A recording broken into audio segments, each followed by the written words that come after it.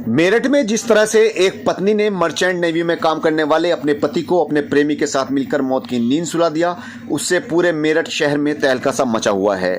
जैसे ही इन दोनों आरोपियों को कोर्ट में पेश करने के लिए पुलिस पहुंची तो वकीलों ने दोनों को घेर लिया और पुलिस के कब्जे से निकालकर उनके साथ मारपीट करनी शुरू कर दी।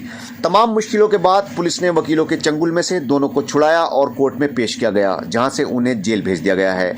अब हम आपको पूरी कहानी विस्तार से समझाते हैं कि आखिर ये पूरा मामला था क्या। दरअसल मेरठ का रहने वाला सौरभ मर्चेंट नेवी में काम करता था और उसकी पोस्टिंग लंदन में थी। कभी कभी वो इंडिया आते थे। वो 2016 में जब मेरठ आए तब सौरभ की मुलाकात मेरठ की ही रहने वाली मुस्कान रस्तोगी से हुई। मुस्कान भी सौरभ का प्रोफाइल जानकर उस पर फिदा हो गई। इन दोनों ने मिलना जुलना शुरू कर दिया और बात शादी तक जा पहुंची। लेकिन सौरभ के परिवार वाले करोड़पति थे, इसलिए वो मुस्कान से सौरभ की शादी को मना करने लगे। जिसके बाद सौरभ ने अपने परिवार से बगावत करते हुए मुस्कान से शादी कर ली और परिवार ने सौरभ को बेदखल कर दिया। जिसके बाद सौरभ मुस्कान के साथ इंदिरा नगर कॉलोनी में रहने लगा। इनके यहाँ एक बेटी ने जन्म लिया जिसका नाम इन्होंने पीहू रखा। देखते ही देखते वक्त गुजरता चला गया। सौरभ अक्सर विदेश में ही रहता था और पीहू प्ले स्कूल जाने लगी।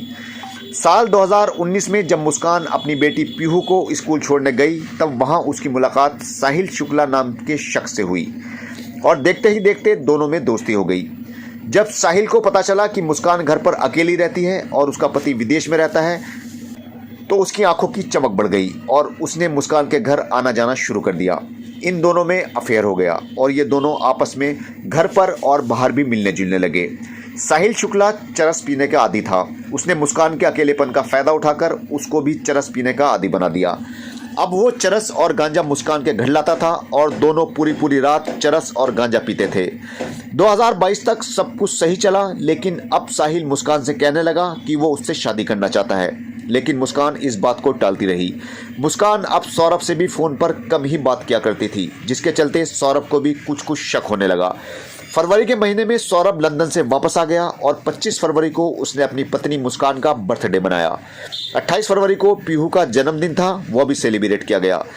साहिल लगातार मुस्कान से कहता था कि वो उससे शादी करना चाहता है, लेकिन मुस्कान सौरभ का हवाला देकर उसे टाल देती थी। साहिल ने कई बार मुस्कान से कहा कि वो दोनों मिलकर सौरभ को रास्ते से हटा देते हैं, किसी को क्या पता चलेगा, क्योंकि सौरभ का अपने घर आना जाना नहीं था। इसके बाद मुस्कान भी सौरभ को रास्ते से हटाने के लिए तैयार हो गई। इन्होंने सौरभ को मारने के लिए 4 मार्च का दिन तय किया। मुस्कान ने पीहू को अलग कमरे में सुला दिया और सौरभ के खाने में नींद की दवाई मिला दी। जिसके बाद दोनों ने बैठकर खाना खाया। खाना खाते ही सौरभ सो गया, जिसके बाद मुस्कान ने साहिल को फ़ोन करके अपने घर बुला लिया।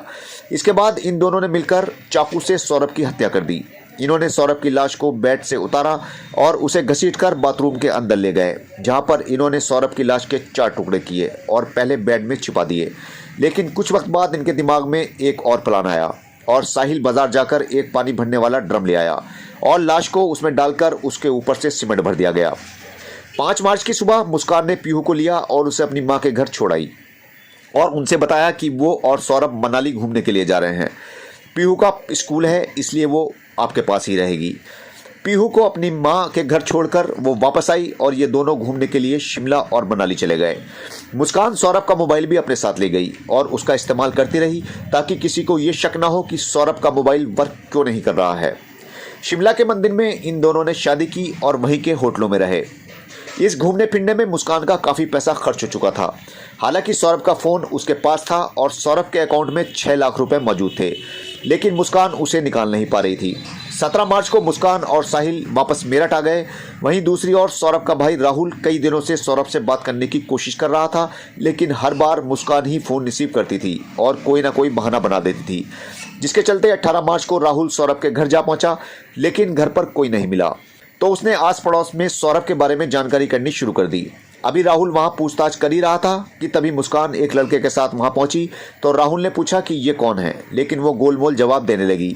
मुस्कान ने घर खोला तो राहुल भी घर के अंदर आ गया, लेकिन उसे वहां बदबू सी महसूस हुई। जिसके बाद उसने साहिल को वहीं दबोच लिया और शोर मचा दिया। आस पड़ोस के लोग भी मौके पर आ गए और पुलिस को बुला लिया गया। पुलिस ने जब मुस्कान से सख्ती से पूछताछ की तो उसने सब कुछ उगल दिया और उसने बताया कि उन्होंने सौरभ को मारकर ड्रम में दबा दिया है। जिसके बाद कटर की मदद से ड्रम को काटा गया और सौरभ का शव उसके अंदर से बरामद कर लिया गया।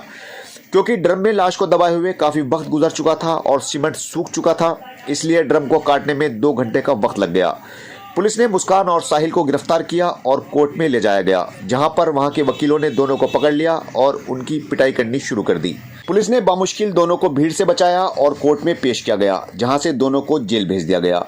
इस बीच मुस्कान या साहिल ने मीडिया के किसी भी सवाल का जवाब नहीं दिया। जेल जाते वक्त मुस्कान ने इतना ज़रूर कहा कि उसने जो कुछ भी किया वो सही नहीं किया, उसे ऐसा नहीं करना चाहिए था। जिस वक्त मुस्कान को कोर्ट लाया गया, उसकी मांग में सिंदूर था और उसकी नज़रें झुकी हुई थीं। जेल में मुस्कान को 12 नंबर बैरिक और साहिल को 18 नंबर बैरिक में रखा गया, जहां पर मुस्कान पूरी रात सोई नहीं और करवटें बदलती रही। जेलर ने बताया कि 7 बजे के बाद मुस्कान को जेल में लाया गया था। जब दोनों को अलग अलग बैरक में रखा गया तो मुस्कान को बुरा लगा। वो चाहती थी कि वो दोनों आमने सामने की बैरक में रहें, जबकि जेल के नियमों के अनुसार मुस्कान को महिलाओं की बैरक और साहिल को पुरुषों की बैरक में रखा जाना था। कल शाम 5 बजे के बाद सौरभ का पोस्टमार्टम किया गया और एक कपड़े में लपेटकर सौरभ की लाश घर पहुंची, जहां पर सौरभ की मां रेणु देवी, बहन चिंकी शव से लिपटकर रोने लगीं। मां और बेटी सौरभ का चेहरा देखना चाहती थीं, लेकिन वहां मौजूद लोगों ने उन्हें ऐसा करने से रोक लिया, क्योंकि जिस तरह से उसके 4 टुकड़े करके सीमेंट के ड्रम में भरा गया था, अब उसका चेहरा देखने लायक नहीं रह गया था। इसके बाद सौरभ के शव को गढ़मुक्तेश्वर के ब्रजघाट ले जाया गया, जहां उसका अंतिम संस्कार कर दिया गया। अब सौरभ की बेटी पीहू अपनी नानी के पास रहेगी। मुस्कान की मां कविता ने अपनी बेटी को कड़ी से कड़ी सजा दिए जाने की मांग की है। उनका कहना है कि भले ही मुस्कान उनकी बेटी हो, लेकिन उसने जो काम किया है उसकी सजा उसे मिलनी चाहिए। वहीं दूसरी ओर साहिल भी सीए कर रहा था। उसकी मां ज्योति शुक्ला की मौत हो चुकी है और वो अपनी नानी पुष्पा के साथ मेरठ की मास्टर कॉलोनी में रहता था। ये 3 भाई थे, जिनमें साहिल सबसे छोटा था, जबकि मुस्कान 9वीं क्लास तक पढ़ी हुई थी। उसके पिता प्रमोद रस्तोगी एक सुनार हैं, जिनकी ब्रह्मपुरी में ही दुकान है। अब ये दोनों जेल की सलाखों के पीछे रहेंगे कोर्ट का अगला आदेश आने तक। एक मिनट ऊपर। अरे मुस्कान ऊपर देखो, ऊपर देखो। अब शर्म मत करो, ऊपर करो। अब तो मुस्कुरा को आराम से कोई। हाँ बस अब आराम से जेल में जाकर आराम से। ये किसका मोबाइल है भैया? नीचे कर लो यार। चेहरा ऊपर कर हीरो, चेहरा ऊपर कर। जाओ सिमला बैठा ले ढोंगी बाबा। हाँ ऊपर कर। चलो चलो। हाँ हाँ भाई ढोंगी बाबा, ओए ढोंगी बाबा।